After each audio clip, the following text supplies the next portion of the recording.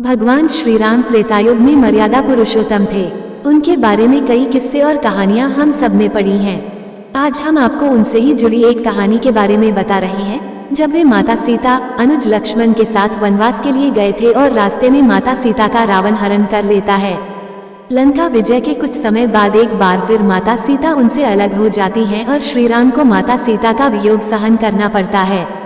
माता सीता का उनसे अलगाव एक श्राप के कारण हुआ था।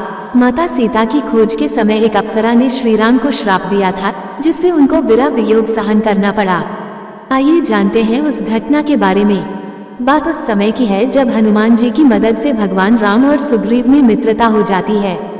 सुग्रीव का बड़ा भाई बाली देवराजेंद्र का पुत्र था और किष्किंधा का राजा था। बाली को वरदान प्राप्त था कि उसके सामने जो भी लड़ेगा उसका आधा बल उसके अंदर समाहित हो जाएगा। इसके कारण वह सुग्रीव की संपत्ति पत्नी को हड़पकर राज्य से भगा दिया था।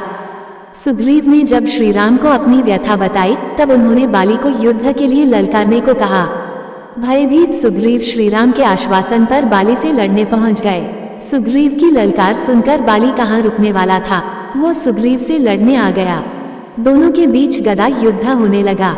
इसी बीच भगवान श्री राम ने बाण से बाली पर प्रहार कर दिया, जिससे वह युद्ध में मारा गया। जब इस बात की सूचना बाली की पत्नी अप्सरा तारा को हुआ तो वह युद्ध स्थल पर पहुंची। उसे पता चला कि श्री राम ने उसे छल से मारा है। पति की मृत्यु से आहत तारा ने भगवान राम को श्राप दिया कि आप भी भले ही सीता को खोज निकालें, लेकिन कुछ समय बाद आप दोबारा सीता को खो देंगे। जिस प्रकार से उसे पति का वियोग सहन करना पड़ रहा है, वैसे ही आपको भी अपनी पत्नी का वियोग सहन करना होगा। इतना ही नहीं, अगले जन्म में आपकी मृत्यु भी उसके पति के हाथों ही होगी। तारा के इस श्राप के कारण लंका विजय के बाद जब राम अयोध्या पहुंचते हैं तो कुछ समय बाद माता सीता वन चली जाती हैं।